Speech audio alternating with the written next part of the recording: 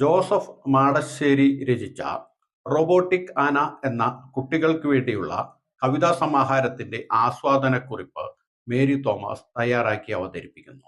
Joseph Madassery രചിച്ച robotic ആന എന്ന കവിതാസമാഹാരത്തിന്റെ ആസ്വാദനക്കുറിപ്പ്. 48 കവിതകൾ അടങ്ങിയ കൃതി. ആകർഷകവും മനോഹരവുമായ ചിത്രങ്ങളോടുകൂടിയ കവിതകളാണ് ഇതിൽ ഉൾപ്പെടുത്തിയിരിക്കുന്നത്. കഴുതയുടെ സ്വപ്നം വായിച്ചു തുടങ്ങുമ്പോൾ ഒന്നും പുതുതായി തോന്നിയില്ല. എന്നാൽ നായയ്ക്ക് വേണ്ടുവോളം എല്ല് കിട്ടുമ്പോൾ കഴുതയ്ക്ക് കൂലി നിത്യവും തല്ലാണ്. നായ കഴുതയോട് ആത്മാർത്ഥമായി ചോദിക്കുന്ന ഒരു ചോദ്യമുണ്ട്. നിനക്ക് എത്ര നാൾ ഇവിടെ അടികൊണ്ട് അടിമയായി ഇങ്ങനെ കഴിയാൻ പറ്റും? അടിമയായി ജീവിക്കുന്നതിലും ഭേദം അഭിമാനത്തോടെ കൂടുവിട്ടോടിപ്പോകുന്നതല്ലേ എന്ന്. കഴുത പറയുന്ന മറുപടി ഏവരെയും ചിരിപ്പിക്കുവാൻ പോന്നതാണ്.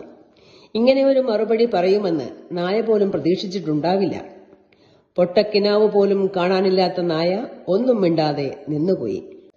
കുഞ്ചുവിന്റെ വീട് ഇന്ന് നമ്മുടെ നാട്ടിൽ കണ്ടുവരുന്ന ഒരു സംഭവത്തെ ചിന്തിപ്പിക്കാൻ തക്കവണ്ണം വിവരിച്ചിരിക്കുകയാണ് ഏതാനും വരികളിലൂടെ. 5 മുറിയുള്ള വീട്ടിൽ എല്ലാ മുറികളിലും ആഡംബരവും കൂടപ്പിറപ്പുകളുമുണ്ട്. എന്നാൽ മഴവെള്ളം താഴേക്കുറങ്ങുവാൻ മുറ്റത്ത് ഒരു തരി മണ്ണില്ല. കാറ്റിനെ ചുട്ടിയടിക്കാൻ പറ്റില്ല. ചുറ്റിനും ചില്ലാണ്. തത്തയ്ക്കിരിക്കുവാൻ പൊത്തും കാക്കയ്ക്ക് താമസിക്കാൻ കൂടുമില്ല. കരിമ്പൂച്ച കൂട്ടില്ല. ഊഞ്ഞാല് കെട്ടുവാൻ മാവില്ല, കാവില്ല. മഞ്ഞക്കിളിയുടെ പാട്ടില്ല. പൂവും പൂമ്പാറ്റ കുഞ്ഞും ഇല്ല. തുമ്പിക്ക് തുള്ളാൻ പച്ചിലക്കൂമ്പും കൂവി ഉണർത്താൻ തലപ്പാവ് കെട്ടിയ പൂവനുമില്ല. അതുകൊണ്ട് തന്നെ കുഞ്ചുവിന് ഒരു സന്തോഷവുമില്ല. മരം കൊത്തി സ്വയം പരിചയപ്പെടുത്തുകയാണ്. പെരുന്തച്ഛന്റെ കുലത്തിൽ ജനിച്ച താൻ ഏതു മരവും കൊത്തി മനോഹരമായ വീടാക്കും. മരത്തിന്റെ പൊത്തിൽ മറഞ്ഞിരിക്കുന്ന കീടങ്ങളെ തിന്നാൻ വിശക്കുമ്പോൾ പുറത്തെടുക്കുന്ന പശയുള്ള നാവുണ്ട്.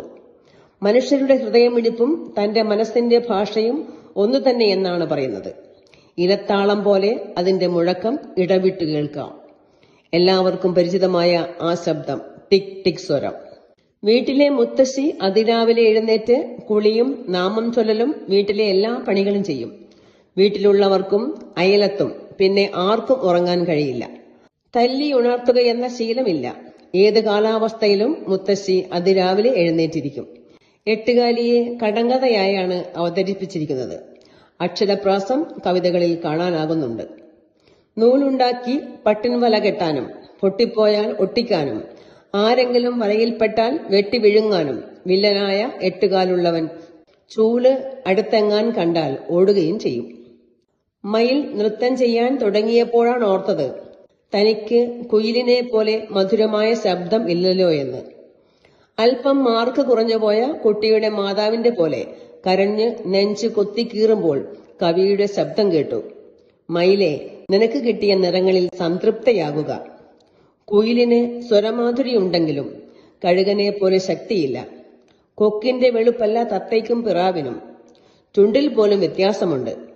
ഓരോരോ പക്ഷിക്കും അവരുടെ കഴിവിനനുസരിച്ച് ഉടലിന് രൂപവും ഭാവവുമുണ്ട്.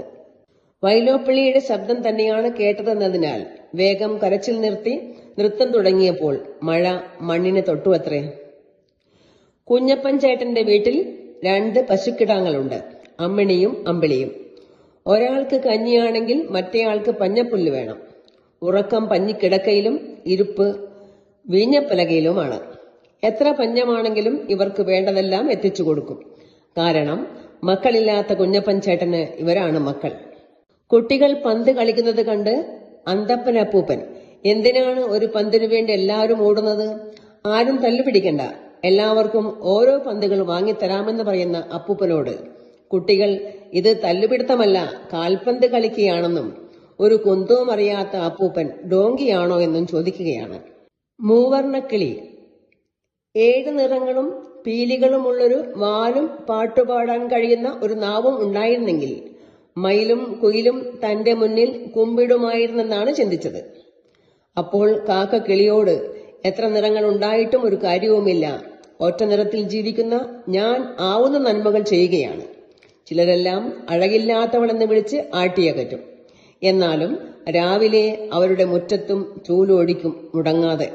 ശലഭത്തിനോട് നീ ഉറങ്ങുന്നത് എവിടെയാണ്? നിന്നെ പിടിക്കാൻ കുറെ നാളായി മനസ്സിലൊരു മോഹം. പറക്കുമ്പോഴുള്ള ഭംഗി പിടിക്കുമ്പോൾ പോകുമെന്ന് അമ്മ പറയാറുണ്ട്. അത് സത്യമാണെങ്കിൽ ഇനി പിടിക്കാൻ വരില്ല. തൊടിയിൽ മധുരത്തേൻ കുടവുമായി ചെടികൾ വിളിക്കുന്നുണ്ട്. മതിവരെ നുകരാനാണ് പറയുന്നത്. പൂവൻ കോഴി പുലരിന് മുൻപേ ഉണർന്ന് സൂര്യന്റെ തേര് ഉരുളുന്നത് കാണാൻ കൂവി വിളിക്കും. മടിയന്മാരെ ഉണർത്താനായി മതി വരുവോളം കൂവും. പൂവിന്മേലിരിക്കും പ്രാണികളെ കൊത്തിയകറ്റും. കുഞ്ഞുങ്ങൾക്ക് കാവലാകും. ഒരു രാത്രി ഞാൻ കൊതിയന്മാർക്കിരയായേക്കാം. എന്റെ രക്തം കലരുന്ന പുലരിച്ചോപ്പിൽ അത് കാണാൻ ഉണരിൽ ഒരു നാളും എന്നാണ് ആത്മകഥം ചെയ്യുന്നത്. കലമാൻ കാട്ടിൽ നിൽക്കുമ്പോൾ വേട്ടക്കാരുടെ വെടി കേട്ടു. അത് കേട്ട് പേടിച്ച് മുന്തിരിവള്ളിച്ചെടിയുടെ പിന്നിൽ ഒളിച്ചു. മൃഗങ്ങളെ കാണാതെ വേട്ടക്കാർ പോയി. അപ്പോൾ കലമാൻ മുന്നിൽ കണ്ട ഇലയും തണ്ടും കൊതിയോടെ തിന്നു തീർത്തു. കാട്ടിൽ അനക്കം കണ്ട് വേട്ടക്കാർ കലമാനെ ഒന്ന് പിടയാൻ പോലും സമയം കിട്ടാതെ വെടിവെച്ചിട്ടു. തന്നെ രക്ഷിച്ചതിനാണ് മുഴുവനും തിന്നു തീർത്തത്. അതിനുള്ള ശിക്ഷയാകാം എന്നാണ് കലമാൻ ചിന്തിക്കുന്നത്. കണ്ണപ്പനുണ്ണിയും കൂട്ടുകാരും കുന്നംകുളത്ത് കറങ്ങി നടക്കുമ്പോൾ ഒരു ആന കണ്ണു തുറപ്പിച്ച് മുന്നിൽ. ആനയെ കണ്ടതും കണ്ണപ്പനുണ്ണി പകച്ചുപോയി. കാലും തലയും തരിച്ചുപോയി. ആന പൊട്ടിച്ചിരിച്ചുപോയി. അത് തുന്നിയെടുത്ത കൊമ്പനായിരുന്നു. കോഴിപ്പൂവന് ചക്കര തിന്നാൻ കൊതിയായി. മധുരം ചെന്നാൽ തന്റെ സ്വരവും മധുരമുള്ളതാകുമെന്ന് അവൻ ഓർത്തു. കൊക്കമ്മാവൻ കൊണ്ടുവന്ന ചക്കരഭരണിയിൽ നിന്നും ഒന്നെടുത്ത് വിഴുങ്ങിയപ്പോ കൊക്കിലുടക്കി പൂവന്റെ ശ്വാസം നിന്നു. ശബ്ദം പോയി. ആകെ നിശ്ചലമായി. കൊക്ക് അത് വേഗം കൊത്തിയെടുത്ത് പൂവനെ രക്ഷിക്കുകയാണുണ്ടായത്. ആർത്തി പാടില്ല എന്ന ഒരു ധ്വനിയും ഇതിലുണ്ട്. നോർവേയിൽ നിന്ന് ടൂറിനെത്തിയ മറിയക്ക് താറാവിന്റെ ലിവർ വിളമ്പി. ടൂർ കഴിഞ്ഞു പോയപ്പോ കറിയാച്ചനെ കൂടി കൊണ്ടുപോയി. അവിടെ ഒരു കറി ഷാപ്പ് തുടങ്ങി എന്നാണ് പറയുന്നത്. തൊട്ടാവാടിക്ക് സങ്കടമാണ്. ആരെയും നുള്ളുന്ന മൊട്ടുസൂചികൾ ഉണ്ടെന്നത് നേര് തന്നെ. റോസിനും കൂർത്ത ആണികളുണ്ടല്ലോ. ഞാൻ പട്ടുപോലെ മൃദുലമാണ്. എല്ലാവരും വാട്ടരോഗി എന്നും വിളിക്കുന്നുണ്ട്. നാട്ടുവൈദ്യരോട് ചോദിച്ചാൽ 100 നന്മകൾ കേട്ടിടാം. കാട്ടിൽ കിടന്ന് ഉറങ്ങിപ്പോയ സിംഹത്തിനരികിൽ ഒരു എലി വന്ന് കുറ്റിവാലുകൊണ്ടവനെ കൊത്തിനോക്കി. സിംഹം ദേഷ്യപ്പെട്ടപ്പോൾ പാവം എലി കൊല്ലരുതേ എന്ന് കേണപേക്ഷിച്ചു. എന്തെങ്കിലും നന്മ എന്നിൽ നിന്നും ഉണ്ടാകുമെന്ന് എലി പറഞ്ഞപ്പോൾ സിംഹം കണ്ണുരുട്ടി. ഇത്തിരി പോന്ന നീ എന്തൊരഹങ്കാരിയാണ്. വേഗം മുന്നിൽ നിന്നും പോകാൻ ആവശ്യപ്പെട്ടു. കാട്ടിൽ പുതിയൊരു മാളമുണ്ടാക്കി അതിൽ വസിക്കുമ്പോൾ ഒരു വേനലിൽ സിംഹം എത്തിയപ്പോൾ വേടന്റെ വലയിൽ അകപ്പെട്ടു. സിംഹത്തിന്റെ കരച്ചിൽ കേട്ട എലി വല മുറിച്ച് സിംഹത്തെ രക്ഷിച്ചു. അന്നു മുതൽ ചങ്ങാതിമാരായ അവർ രാജനെന്നോ പ്രജയെന്നോ ഭേദമില്ലാതെ ജീവിച്ചു. അടുക്കളയിൽ കത്തികൾ തമ്മിൽ സ്വയം മൂർച്ചയെപ്പറ്റി വീമ്പ് പറയുമ്പോൾ മുന്നോട്ട് തുമ്പുവളഞ്ഞ അരിവാൾ മുന്നോട്ട് വന്ന് വീമ്പ് പറഞ്ഞത് അമ്പിളിച്ചന്തം എനിക്ക് സ്വന്തമെന്നാണ്. കർക്കിടക രാത്രിയിൽ കുട്ടികൾക്ക് കഥ പറഞ്ഞു കൊടുക്കുമ്പോൾ രാത്രിയും നമ്മളെപ്പോലെ തീരെ കറുത്തവളാണ്, എന്നാൽ രാവിലെ ആകുമ്പോഴേക്കും വെളുക്കുന്നുണ്ടല്ലോ. പൂനിലാവിന്റെ പുഴയിൽ മുങ്ങിയത് കൊണ്ടാണോ? പൂവാലിപ്പയ്യന്റെ പാല് നുകർന്നതിനാലാണോ? അതിനുത്തരമായി ചേച്ചി പറഞ്ഞത് കള്ളിയാങ്കാട്ടിലെ യക്ഷി വെള്ളയുടുപ്പിച്ച് താവുമെന്ന്. ഇത് കേട്ട് അമ്മ ചേച്ചിയെ ശാസിച്ചിട്ട് പറഞ്ഞത് ഇങ്ങനെയാണ്: സൂര്യനെ ചുറ്റുവരുമ്പോൾ ഭൂമി ഇരുളും വെളുക്കും. മറ്റൊരു സൂര്യൻ ഉദിക്കും വരെ നമ്മൾ ഈ കറുപ്പിന് തടവിൽ കഴിയേണ്ടി വരും. പണ്ട് ഒരു രാജാവ് ഉണ്ടായിരുന്നു. ആരെ കണ്ടാലും രാജാവ് തലകുനിക്കും. ഇത് മന്ത്രിക്ക് ഒട്ടും ഇഷ്ടമല്ലായിരുന്നു. രാജാവ് മന്ത്രിക്ക് 3 തലകൾ കൊടുത്തുവിട്ടു. ഒരു ആടിന്റെയും കാളയുടെയും മനുഷ്യന്റെയും. ആടിന്റെയും കാളയുടെയും തലകൾ ആളുകൾ വാങ്ങിക്കൊണ്ടുപോയി. മനുഷ്യന്റെ തല ആരും വാങ്ങിയില്ല. മന്ത്രി തിരിച്ചു വന്നപ്പോൾ രാജാവ് പറഞ്ഞു, അങ്ങാടിയിൽ പോലും വേണ്ടാത്ത ഈ തല അല്പം കുനിഞ്ഞാൽ എന്താ തെറ്റ്? ചിന്തനീയം തന്നെ. കാക്ക പ്രാവിനെ പോലെ വെളുക്കാനാണെങ്കിലും വെള്ള പെയിന്റ് പാത്രത്തിൽ മുങ്ങി നിവർന്നപ്പോൾ വെള്ളരിപ്രാവിന്റെ രൂപമായി. അവർക്കൊപ്പമായി എല്ലാ കാര്യങ്ങളും. എന്നാൽ സങ്കടം കൂടുമ്പോൾ എല്ലാം മറന്ന് സ്വന്തം സ്വരത്തിൽ കരഞ്ഞു പോകും. കള്ളത്തരം കണ്ടുപിടിച്ച കാക്കയെ കൊത്തിയോടിക്കും. കൂടപ്പിറപ്പുകൾക്കടുത്തേക്ക് പോകുമ്പോൾ വെള്ളനിറം കണ്ട് ശങ്കിച്ച് കാക്കകൾ തള്ളി പുറത്താക്കിയുമിരുന്നു. അങ്ങനെ വിഷമിച്ചിരിക്കുമ്പോൾ മഴ പെയ്തു. ചായം ഒലിച്ചുപോയി. കറുപ്പ് തിരിച്ചു കിട്ടി. സ്വന്തം കഴിവും തനിമയും തന്നെയാണ് എന്നും ഏതൊരാൾക്കും അലങ്കാരമാവുക. മറ്റൊരാളായി മാറാൻ നോക്കിയാൽ ഇതുപോലെ മണ്ടത്തരം പറ്റിയേക്കാമെന്നാണ് കവി നമ്മെ ഓർമ്മിപ്പിക്കുന്നത്. ആനക്കുട്ടിയോട് ചോദ്യങ്ങൾ ചോദിക്കുകയാണ്. മൂക്കിൽ ഒരു കല്ലുമുക്കുത്തിയും കാതിൽ കമ്മലുകളും വേണ്ടതല്ലേ? കാലുകൾ കൊട്ടാരത്തൂണ് പോലെയായിട്ടും വാല് ചൂലായി പോയതെന്തേ? കണ്ണുകൾ ചെറുതല്ലേ? കണ്ണട വെച്ച് നടന്നുകൂടെ? ആരാണ് ഈ ചട്ടങ്ങളൊക്കെ പഠിപ്പിച്ചത്? കൊട്ടിലിനുള്ളിൽ തളച്ചത് ആരാണ്? ഇതൊക്കെയാണ് ആനക്കുട്ടിയോടുള്ള ചോദ്യങ്ങൾ. ഇരട്ടച്ചങ്കുള്ള കുറുക്കനോട് ചെന്നായ ഹാർട്ടിന് സുഖമില്ലെന്നും കാട്ടിലെ ഡോക്ടർ കുറുക്കന്റെ ഹാർട്ട് കഴിക്കാൻ പറഞ്ഞെന്നും 2 എണ്ണമുള്ളതിനാൽ ഒരു ഹാർട്ട് തന്നാൽ പകരം പൂവരെ കൊടുക്കാമെന്നും പറയുന്നു. ചതി മനസ്സിലാക്കിയ കുറുക്കൻ വീട്ടിൽ പോയി പറഞ്ഞിട്ട് പെട്ടെന്നെത്താമെന്ന് പറഞ്ഞ് കുറുക്കൻ കാണാമറയത്തേക്ക് ഓടിപ്പോയി. ചെന്നായ ഇപ്പോഴും കൊതിമൂത്ത് അവിടെ ഇരിക്കുന്നുണ്ട്. 2 ചുണ്ടലികൾ ഓടിട്ട വീട് നോക്കി തട്ടിൻപുറത്ത് ചെന്നു. തട്ടലും മുട്ടലും കേട്ട് പൂച്ചയും അവിടെ എത്തി. നെല്ല് തിന്ന് വയർ നിറഞ്ഞ എലികൾ പുറത്തേക്ക് വന്നപ്പോൾ പൂച്ച അവരുടെ മേൽ ചാടി വീണു. പെട്ടെന്ന് ഞെട്ടിപ്പോയി. കണ്ടത് എലികളെയല്ല, പൂച്ചക്കുരുന്നുകളെയാണ്. ഇത് കണ്ട് പൂച്ച തിരിച്ചു പോകുമ്പോൾ എലികൾ ചിരിച്ചുകൊണ്ട് മുഖം മൂടി ഊരിയെറിഞ്ഞു. ഉറുമ്പും പ്രാവും കഥ കേട്ടിട്ടുണ്ട്. തേനീച്ചയും പ്രാവും. വേടന്റെ കാലിൽ തേനീച്ച കുത്തിയപ്പോൾ പ്രാവ് തേനീച്ചയോട് നന്ദി പറഞ്ഞു പോകുന്നതാണ് ഈ കവിത. പാപ്പിയുടെ പപ്പടം കള്ളൻ തട്ടിയെടുത്തു. ചെപ്പടി വിദ്യകൾ കാട്ടുന്ന രാമു ടപ്പയെന്ന് വെടിപൊട്ടിച്ചു. സൗണ്ട് കേട്ട് ചന്ത നടുങ്ങുകയും കള്ളൻ പപ്പടമിട്ടിട്ട് ഓടിപ്പോകുകയും ചെയ്തു. തേങ്ങയും മാങ്ങയും തക്കാളിയും കൂടി തെങ്കാശി കാണാൻ ടുട്ടുമുയിലിന്റെ ഓട്ടോയിൽ പോയി. ബെല്ലടിച്ചപ്പോ വാതിൽ തുറന്ന് എല്ലാവരെയും ഫ്രിഡ്ജിന്റെ ചില്ലിട്ട കൂടിനകത്തിരുത്തി.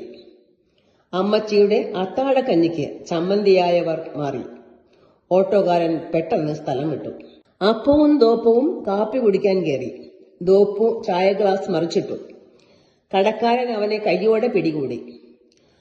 അപ്പത്തിനാട്ടുന്ന ജോലി ചെയ്യിച്ചു. അപ്പു പറഞ്ഞത് കേട്ടിരുന്നെങ്കിൽ ഈ ദുഃഖം വരില്ലായിരുന്നു. കുയിലിനോട് എപ്പോഴും ഇങ്ങനെ കൂകിയിരിക്കാതെ ഇത്തിരി നല്ല പാട്ടുകൾ പാടിത്തന്നാൽ താളമടിക്കാൻ തപ്പും കൊണ്ട് താഴെ ഞങ്ങൾ ഇരിപ്പുണ്ട്. വാളംപുളിയുടെ കൊമ്പിൽ നിന്നും വേഗം ഇറങ്ങി വന്നാലും എന്നാണ് പറയുന്നത്. പുലിയുടെ കല്യാണത്തിന് ചെന്ന പൂച്ചകൾ ഫോട്ടോ എടുക്കാൻ ചെന്നപ്പോൾ പൂച്ചകളാണോ കൂട്ടുകാർ? എലിച്ചൂരുകൊണ്ട് ഇവർക്കരികിൽ നിൽക്കാൻ കഴിയില്ല. മാനിറച്ചി മാത്രം തിന്നുന്നവരാണ് ഞങ്ങൾ. അപ്പോൾ ഒരു പൂച്ച മണവാട്ടിയുടെ കാതിൽ പറഞ്ഞത് ഇങ്ങനെയാണ്: താലി കെട്ടുന്നതിന് മുമ്പ് കാട്ടിൽ താരങ്ങളായിരുന്ന ഞങ്ങൾ കെട്ടുകഴിയുമ്പോൾ ആൺപുലികളിൽ 8-1 വീതം പൂച്ചകളാകും. പിന്നെ എലിയെ പിടിച്ച് ജീവിക്കണം. പണ്ട് താപസ സന്യാസിയെ കണ്ടൻ പുലി പല തുണ്ടമാക്കി. താപസന്റെ ശാപം. ഈ കഥ കേട്ട് പെൺപുലിയുടെ ദേഷ്യം മാറി. സ്നേഹത്തോടെ മിഠായി കൊടുത്തു. ആനക്കുട്ടിയോട് പാപ്പാൻ കൂടെ ഇരുത്തുമെങ്കിൽ ആന പുറത്ത് കയറാമായിരുന്നു എന്നാണ് പറയുന്നത്. വീട്ടിൽ വന്ന ഫ്രോഗിനെ ഡോഗ് കണ്ടു. ഫ്രോഗ് ചിരിച്ചു, പൊന്നളിയ. ഡോഗ് കുരച്ചു, പോടളിയ. കൊല്ലങ്കോട് നെല്ല് വിളയുന്ന സ്ഥലങ്ങളിൽ വളരെ സവിശേഷതയാൽ പാലക്കാട്ടെ ഒരു ഗ്രാമം. അവിടത്തെ കരിമ്പനക്കൂട്ടവും പച്ചില പക്ഷികളും പ്രാക്കൾ, നെല്ലുണക്കുന്ന കളങ്ങൾ, വെള്ളിമുകിലുകൾ മേയും വെള്ളരിമേട്, അങ്ങനെ എന്തെല്ലാം സവിശേഷതകൾ നിറഞ്ഞ നാടാണ് കൊല്ലങ്കോട്. പാറപ്പുറം എന്ന ഗ്രാമത്തിൽ പാൽക്കാരൻ മീശപ്പറങ്ങി. പാലിൽ വെള്ളം ചേർത്ത് വേഗത്തിൽ സമ്പാദിച്ചു. മകളുടെ കല്യാണത്തിന് മകൾക്ക് കൊടുക്കുവാനുള്ള സ്വർണവുമായി പെരിയാർ കടക്കവേ പെരുമഴ വഞ്ചിയെ മുക്കി. സ്വർണവും പണവും ഒഴുകിപ്പോയി. തട്ടിപ്പിലൂടവൻ കെട്ടിയ മനക്കോട്ടകളെല്ലാം തകർന്നു. വെള്ളത്തിൽ നിന്നും സ്വരൂപിച്ചവയൊക്കെ വെള്ളം തിരികെ എടുത്തു. എല്ലാ കവിതകളും ആശയസമ്പുഷ്ടങ്ങളായവയാണ്. വായിച്ചു രസിക്കാനും രസിപ്പിക്കാനും പറ്റിയ കവിതകൾ. പ്രസാദനം വൺസ് അപ്പോൺ എ ടൈം.